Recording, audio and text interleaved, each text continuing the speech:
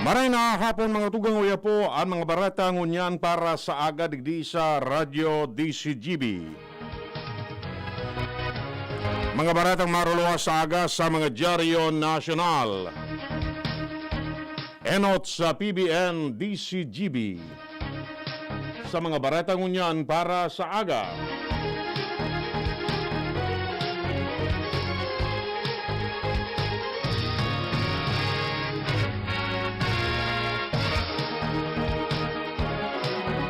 Detalles kang barata. Nagpahayag ng intensyon ang Pilipinas na makakuanin sa sobrang bakuna kontra sa COVID-19 sa Canada bilang parte kan sendang espersos na mapakusog ang local supply. Sinabi ni Philippine Ambassador to Canada Rodolfo Robles na ang Canada pigdalauman na magkaiguanin surplus na 100 milyones doses. Sa sinabi na ang Pilipinas kasabay sa listahan kan mga interesadong nasyon na makihiras sa sobrang 100 milyones doses. Idinugan pa ni Robles na ang Canada nagdalaom na magkaiguan in full vaccination sa mga namamanuan sa kabangaan kan fourth quarter kan presenteng taon. Pinagirumdum ni Presidente Rodrigo ang mga lokal na gobyerno o LGUs na maghanda nin sa diring cold storage facilities mantang nagahalat sa pag-abot kan kadagdagan ng COVID-19 vaccine supply. Sa sayang public address, tinaawanin doon ni Presidente Duterte na problema ka nagkapirang lugar ang storage facilities sa mga bakuna na nangangaipunin malipot na temperatura. Kipunan cold storage facilities para maiwasan na masayang ang mga bakuna. Pagkan Hunyo 27, maabot na sa 2,527,286 ang fully vaccinated kontra sa COVID-19. Igadalan pa kan Interagency Task Force for the Management of Emerging Infectious Disease ang posibilidad sa pagturo sa travel restriction sa mga personang fully vaccinated na sa laban kontra sa COVID-19.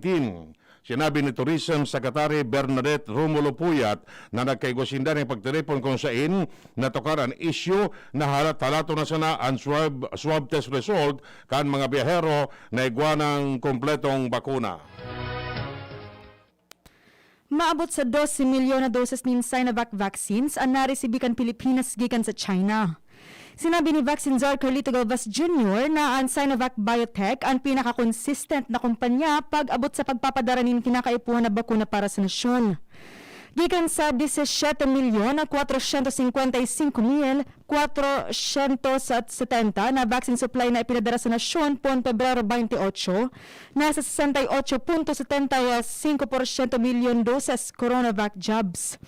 Sinundan ini kan AstraZeneca na may 2.5 milyon doses o 14.64%, asinan Pfizer na may 2.4 milyon doses o 14.15%, asin Moderna na may 600 doses o 1.43%, asin Sputnik 5 na may 180,000 doses o 1.3%. Ang kabilugan na vaccine supply, piglala o man na maitaas kasabay kan pag-abot ka ng 29,000 sa 600 doses ni Moderna sa June 29. Nasa 12,320,800 doses man ang mabot sa Hulyo na kinabibilangan kan 1.17 milyon doses anin AstraZeneca na mabot sa Hulyo 5 asin o sa 12 asin 250,000 doses kan Moderna sa Hulyo 12. Nasa 13,320,000 doses man na maabot sa Hulyo na kinabibilangan kan 1.17 milyon doses kan AstraZeneca na maabot sa Hulyo 5 sa 12 asin 250,800 doses ni Moderna sa Hulyo 12. Nasa 500,000 doses ni Pfizer ang maabot sa Hulyo 12 asin may maabot man na 5.5 milyon doses ni Sinovac sa masunod na bulan asin 4 milyon doses nagikan sa COVAX facility.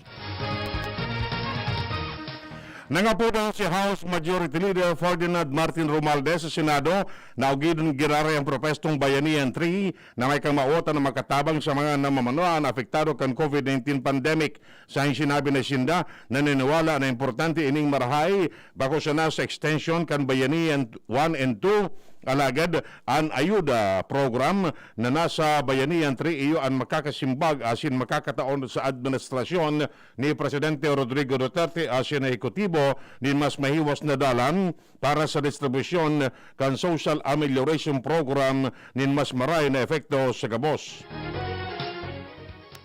Tinawanin doon ni Presidente Rodrigo Duterte na nakaulangan Delta COVID-19 variant sa pagbalik sa giraray kan face-to-face classes sa nasyon. Naghagad man ni dispensa si Presidente Duterte sa mga magurang dahil sa pagkatraso kan edukasyon kan sa indang mga estudyante. Di pa man po rin tugutan ng mga estudyante na makabuelta nin eskwelahan para man sa indang salud asin kaligtasan. Nagdag pa kan Presidente na dain niya po rin isugalan buhay kan mga estudyante lalo na tapadagos na piglalabanan ng pandemya. Di man yung problema kay Presidente Duterte ang lockdown kan Department of Education o DepEd na maibalik sa normal ang pag-aaral kan mga estudyante pero tinawan niya nin doon ang peligro na darakan Delta variant. Ang pagkagada ni dating Presidente Ninoy Aquino mataonin bagong paghiling sa botohan sa 2022. Sinabi ni Senate Minority Leader Franklin Drilon na ini sarong positive driver para sa nagkawaragas na farsa namin na kontra sa presenteng administrasyon. Sa sinabi na ini sigurado magkakaigwan in efekto asin magiging positibo sa oposisyon dalantaan mga namamanwaan marealisar asin mahiling na. Sa ibang lado, aminado man si Vice Presidente Leni Robredo na siya nagbabasol na nagpalyar ang opposition sa pagtama sa ibang narrative sa pagka-presidente ni Noynoy. Makondukta ang National Task Force Against COVID-19 o NTF nin investigasyon para kumpirmahon ang viral video kung saan sarong health care worker ang nagpalyar na itudok ang laog kan Hiringgilya sa COVID-19 vaccination event sa Makati City.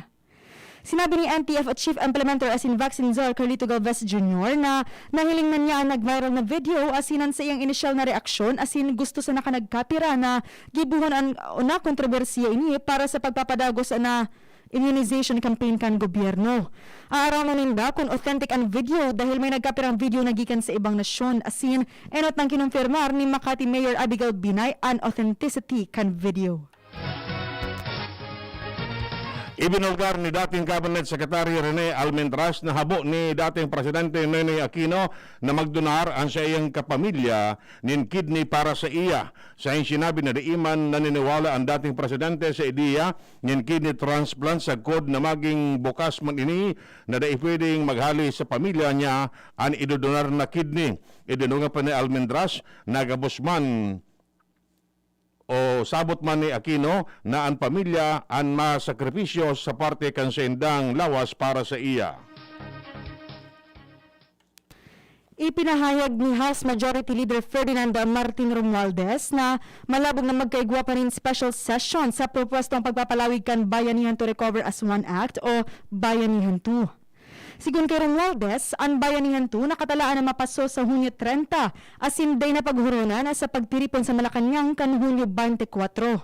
Paliwanag pa kan kongresista na nagiging difficile para magkondukta ng special session bago ang Hunyo 30, lalo na taday pa nagpapaluwas ng certification of urgency para digdian palasyo. Sinabi ni Romualdez na nakadepende sa Malacanang kung magpapa-upload ng special session asin nasa sobra 18 billion pesos na daing nagigamit na pondo sa irawang kambayanihan 2 na ibabalik sa Bureau of Treasury sa oras na ma-expire na ang lay susog sa probisyon kaini. Ipinalawanag ang Malacanang na si Presidente Rodrigo Duterte pwedeng maging bukas sa ideya na armasan ang mga sibilyan tanganing makatabang sa mga law enforcers para malabanan ang krimen alagad bako man ini government policy.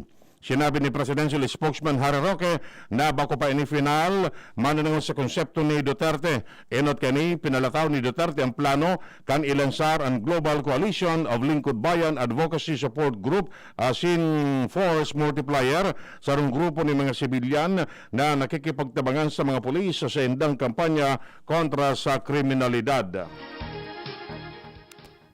Dadarahon sa mga lugar na may surge kan COVID-19 cases ang mga bagong batch ng Sinovac vaccines na nagabot na sa nasyon kasuhapon. Sigun kay Health Secretary Francisco Duque III, kay ban sa dadarahan kan bakuna ang Western Visayas, Eastern Visayas, Caraga, Northern Mindanao, nagkapirang parte kan Davao Region, nagkapirang parte kan Region 11, Sacsargen asin Zamboanga Peninsula.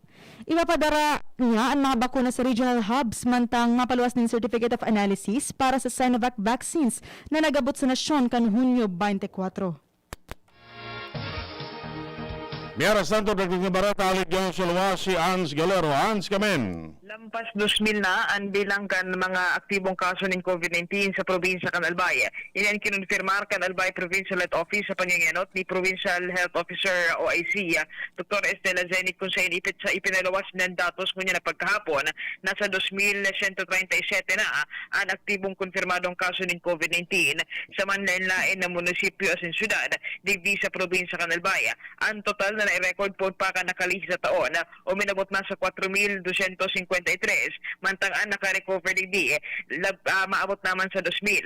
Sa ngunyan dahilan sa padagos na paglangkaw kan kaso ng COVID-19 sa probinsya ng Albay matapos nga na makapag-record naman kita nin 39 na bagong konfirmadong kaso kini ngunyan na pagtaldaw sa giraren na nagpapagirumdom ang gobyerno probinsya kan Albay sa mga LGU na pahiguton ng GAD at na pagpapautob kan magkakanigong GCQ protocols urog pangunyan na presenting nasa GCQ ang probinsya kan Albay apera na sana kan munisipyo kan Jubiler asin Rapu-Rapu. Mientras tanto sa ngunyan wala pa nin pagpapaluwas na formal desisyon naman ang opisina ni Gobernador Alfrancis Bichara may kinaaraman sa community quarantine classification kan probinsya kan Albay dahilan sa kung nagigirunduman kan nakalihis na mga semana nagpirma nin executive order ang gobernador may kinaaraman ni asin nasa GCQ ang probinsya kan Albay apera ka na duwang na unang bitan ng munisipyo sagkod sa aga Hunyo 30, 2021. Dagdag na bareta ang Galero, DCGP. Miyara Santo, dumakita sa 3rd District si Jimmy Nasalita. Jim, kamen. Naipanin na pinagpapaabot na aksyon ang DPWH Second Engineering District manungod sa Suwestyon asin reparo ni Gobernador Alfrancis Bichara digdi sa bagong inaguraran na Tinampo Bypass Road sa Banuan Kamalig haling sa lugan balda sa barangay Libod Kamalig kung sa durante kan inaugurasyon yaon digdi ang DPWH Secretary si Mark Villar mismo sa stage sa pagtaram pagpaabot ni mensahe kan gobernador nabanggit niya na ang kurbadang porsyon digdi sa barangay Libod tinugdukan pati suisment kan pribadong istruktura inudal ang lugar na ini kung saan ang concern kan gobernador nakakalipod ang istrukturang ini kung kaya pinagsadol niya ang DPWH Second Engineering District na aksyonan asin kung pwede i-demolish ang mga istruktura depende sa indang assessment alagad na ipaabot na ini kan DCGB sa Second Engineering District alagad hanggang sa ngunyan mantinido na ipamanin na aksyon na nare-reparo digdi sa tinampong ini na iguanan ni kural na laog sa esment na kutana bako ini bagay na iguanig din ni struktura susog sa gobernador. Madagdag na parita, Jimmy Nasalita, DCGB nyo. Binatikos ng duwang progresibong legisladores ang suwestyon ni Presidente Rodrigo Duterte na tawanin armas ang Anti-Crime Civilian Organization. Sinabi ni Bayan Muna Representative Carlos Isagani Zarate na sirang lalakdang maresulta sa madagong disaster na nagalat na mangyari. Sa sinabi na ang mga security forces ngunyan nag-aabuso na sa sendang nakakapatan na armas asin kung tutugutan na invelto ang pag-abuso sa armas mas magiging grabe ang sitwasyon.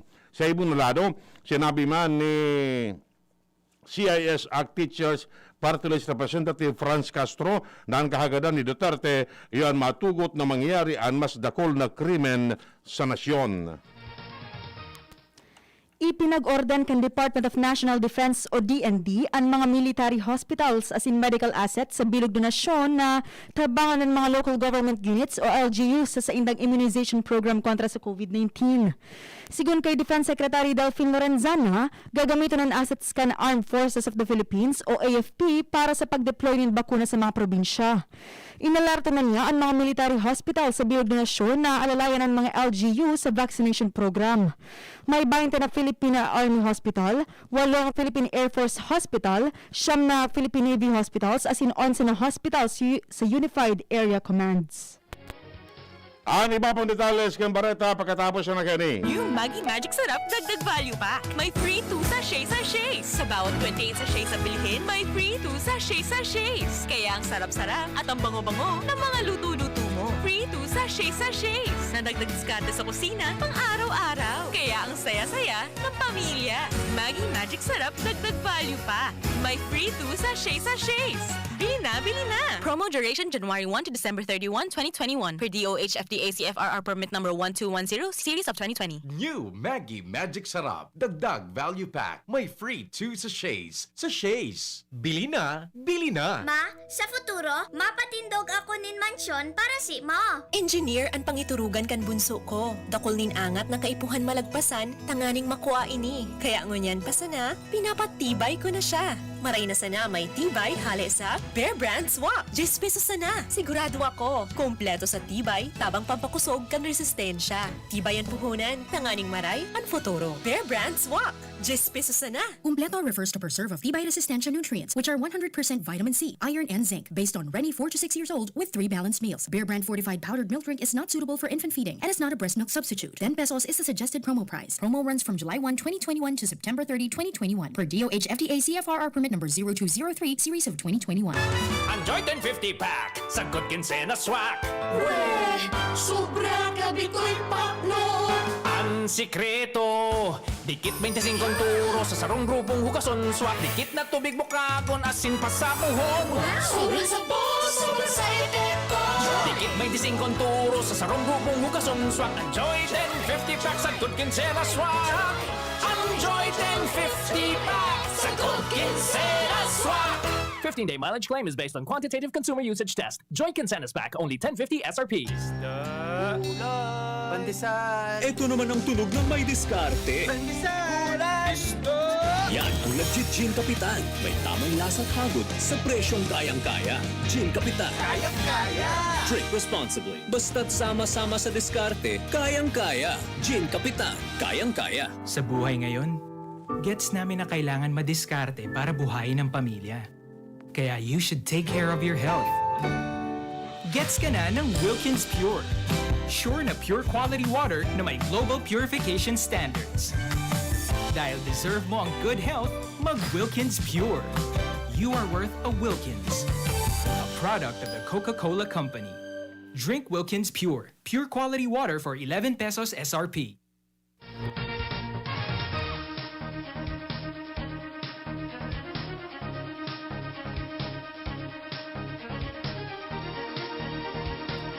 Iba pang detalles kan Bareta sa lado nasyonal. Sinabi ni PNP Chief General Guillermo Eliazar ng Philippine National Police na inanggad mataunin badil sa mga anti-crime volunteers. Sa sinabi na kung ang mga volunteers gustong magkaiguanin badil asin kwalifikado, kaya po na magbakal nin sa diring badil. Ipinaliwanag ni Eliazar ng anti-crime volunteers dapat ipairarom sa proseso para sa mga sibilyan na gustong magkaiguanin sa diring armas. Idinungan pa man niya na ang mga ini obligadong magkaiguanin license to own and possess firearm sa rong rekisito para sa mga sibilyan bago sinda makabakal nin armas, firearms license as in permit to carry firearms outside residence. Sa tanawanin doon na daining pagkakaiba sa gun enthusiast na minaagiman sa siring na proseso. Ipinag-order ni Defense Chief Delfin Lorenzana ang military hospitals as in medical assets sa bilog donasyon na nagtabang sa vaccination program kan mga lokal na gobyerno. Sigun kay Lorenzana, matabangan ang Armed Forces of the Philippines assets sa pagdeploy kan mga bakuna sa mga probinsya kung saan may 11 na barko na pwedeng maghakot kan mga ini. Ipighirasman kan opisyal na igwang 20 na Philippine Army hospitals, 8 Philippine Air Force hospitals, 9 na Philippine Navy hospitals, asin 11 na mga ospital sa Unified Area Commands. Sinabi man ni Presidente Rodrigo Duterte na gagamiton ng gabos na assets kan gobyerno para makapaghatod ng mga bakuna sa hararayong lugar.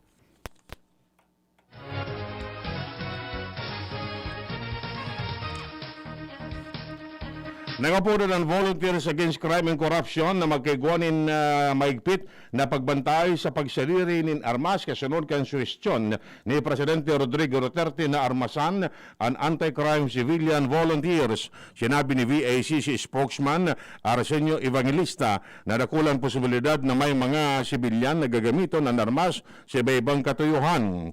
Sa sinabi na ang pagsaliri nin armas magiging kagamitan alagad makatakot man dalan ta posibleng gamiton ini sa ibang katuyuhan. Idinuga pa ni Evangelista na dapat na matutukan talaga ining. Sa hintanawan doon na ang mga volunteers dapat na maensayo ni Marhay asin makasabot kan sa indang paninimbagan. Opisyal ng Partian Pilipinas sa sarong international na consortium na nagkukondukta nin analysis sa gabos na randomized clinical trial kan anti-parasitic drug na ivermectin sa bilog na kinaaban. Sigun kay Department of Science and Technology o DOST Secretary Fortunato de la Peña na ang global consortium pinapanginutan ni Dr. Andrew Hill kan Department of Pharmacology and Therapeutics gikan sa University of Liverpool sa United Kingdom o UK. Igwang 76 na randomized clinical trials kung saan pigi-ebalwaran ivermectin na bilang COVID-19 treatment sa sobra 20,000 na pasyente sa 30 nasyon. Nasa 11 man ang randomized trials kung saan pig-ebalwaran ang ivermectin bilang prevention sa sobra 9,000 na partisipantes. Ang team digi sa Pilipinas sinugo na magkondukta ng clinical trials sa paggamit kan ivermectin bilang treatment sa COVID-19 asin piglalao man na ipipresentaran sa indang pag-aadal sa masulod na semana. Ang 8 buwan na pag-aadal na pigigibo ka na research team gikan sa University of the Philippines o UP Manila Philippine General Hospital o PGH sa panginyanot ni Dr. Eileen Wang. Siniguro kan bagong Arsobispo kan Archdiocese of Manila na ang bilog na puso asin fiel na paglingkod sa pagpapahiwas kan vokasyon asin pagpastor sa mga sakop kan mahal na Diyos. Sinabi ni Archbishop Jose Cardinal Advincula na bilang pastor kan Archdiocese of Manila ang siyang papel iyo ang magtabang asin magtaonin giya tanganing makamtan ang vokasyon asin ministry. Ikinaugmaman niya ang mainit na pag-ako sa iya kan iba-ibang religious communities kan Archdiocese of Manila na nag-atindir sa ginibong Solemn Vesper sa Manila Cathedral. Nagpatanid si Presidente Rodrigo Duterte na papaluson niya na otikon si Senator Manny Pacquiao. Inikunday mapatunayan ang aligasyon kan senador na ang presenteng administrasyon tulong beses na mas corrupt kumpara sa nakaaging administrasyon. Hinagyat ni Presidente Duterte si Pacquiao na patunayan ang mga sinabi kay ni imbes na mamulitika sa hampangkan pandemya. Patanid kang Presidente na personal siyang mangangampanya kontra kay Pacquiao kung dain niya mapapatunayan ang sa iyang aligasyon. Sinabi pa ni Presidente Duterte na plano talaga ni Pacquiao na maging masunod na presidente ka nasyon. Dagdag pa ni Presidente Duterte na malabog na mangwaraan ng korupsyon sa nasyon maski pamanggana si Pacquiao bilang presidente. Sa pahayag ni Pacquiao, papagibuhan niya nin harong ang gabos na Pilipino. Simbag man ni Presidente Duterte na good luck na sana. Si Pacquiao ang nagsisilbing presidente kang ruling PDP laban mantang si Presidente Duterte ang chairperson kang ruling party. Dahil na nga ng sarong taon bago ang eleksyon, pinatanida ni PNP Chief General Guillermo Eleazar ang mga miyembros kan Philippine National Police kontra sa pag-invelto sa partisan politics. Sa sinabi na ang mga police day dapat magbuntog sa politika kung day sinda magdimitir asin magkandidato sa elihidong pwesto o bukas na magsuporta sa kandidato. Idinugang pa ni Eleazar na may tugon siya sa mga police na day makasawsaw sa kinabaning politika asin hindi magpagamit sa mga politiko na daing maray na agenda dalanta ikakaraot man sa naining. Sinabi niya na iguana sindang mekanismo na isiblag ang pulisya sa politika asin siguro ninda na ang gabos na ining maging areglado asin maobserbaran nin marahay. Hinagyat ni Presidente Rodrigo Duterte ang sa iyang kaalyadong si PDP laban President asin Senator Manny Pacquiao na patunayan ang akusasyon na mas koruptungon niyan ang gobyerno. Sigun na kay Presidente Duterte, dapat pangaralan ni Pacquiao ang mga ahensya na imbwelto sa korupsyon. Sinabi niya na ang alegasyon ni Pacquiao na 3 times kitang mas korap dapat napatunayan na asin ituro ang mga opisina na korap asin siya na ang bahala dahil may gigibuhon siya sa laog nin sarong semana. Sigun kay Presidente Duterte, dapat nailista ni Pacquiao ang mga tao asin opisina asin itaw sa iya. Aminado man ang Presidente na nagngangalas siya kung sa inako ni Pacquiao ang impormasyon mantang piglinig naman niya ang mga opisinang may mansya nin korupsyon. Nagtagaman ng 55 milyones pesos ang COMELEC Special Bids and Awards Committee tanganing makabakan in Automated Election System Certification Service kan International Certification Entity para sa masunod na eleksyon. Siya nang sinabi na plano nindang gamiton ang 55 milyones pesos bilang aprobadong budget para sa kontrata tanganing mabayadan ang kontrata para sa pagbakal nin AES Certification Service tanganing magamit sa 2022 election sa paagi nin paggamit nin limited source bidding. Idinugang pa kan COMELEC na sobrang bidding sa nasabing lakdang otomatikong hinali sa bid opening. Uminabot na sa 4.3 milyon na bagong rehistradong botante para sa May 2022 elections. Sigun kay COMELEC spokesperson James Jimenez, na dainin piguhuna na masobra na ini sa 4 milyon. Sa kabilugan, maabot na sa 60 milyon ang registered voters sa indang voters list para sa nag-aagang-agang na 2022 elections. Ang voters registration matatapos sa Setyembre 30. Sinabi ni Kabataan Party List Representative Sara Ilago na dahil lamang siya natatanyog sa mga klamar kontra sa iya sa aligadong koneksyon sa mga rebelding grupo. Pati na sa Anti-Insurgency Task Force petition na pundohon ang sendang party list na magpartisipar sa 2022 election. Ini matapos ng sarong opisyal ka National Task Force to End Local Communist Armed Conflict ang mga pudan sa COMELEC na kansilaron ang restrasyon kan Kabataan Party List. Sa sinabi na sinda, handang magsimbag sa alegasyon kan NTF mantang day pa man sinda nakakaresabi ng kopya kan petisyon. Aprobado na kan Department of Agriculture o DA ang distribusyon ni 70% o 140,000 metric tons nin imported na orig para mataparan ang manipis na supply nin karne. Sigun sa DA, mapuunang mag-abot ang meat supply sa Hulyo sa Oktubre. Maabot man ang nakadua nga pagunin karnes na 30% o abutonin 70 o 60 metric tons po Nobyembre sa Enero kan masunod na taon. Kamabutan kan lakdang na makapagtaon ni na supisyenteng supply anin pagkaon sa mga konsumidores asin mapababa ang inflation rate. Yan mga tugong nga detalles kan mga bareta ngunyan na Martes. Sa pag-aaral kan mga pagiriba, Ronald Baldo Salado Technical. Kami po ang nagatod kan bareta. Ako po si Francia May Boras. Ako mo po si Edwin Terral nagsasabing mabalos kan sendong pagantabay. Sweldo na, sweldo na, sweldo na, sweldo na. Pili ng Bear Brand, siguruhin ang tibay.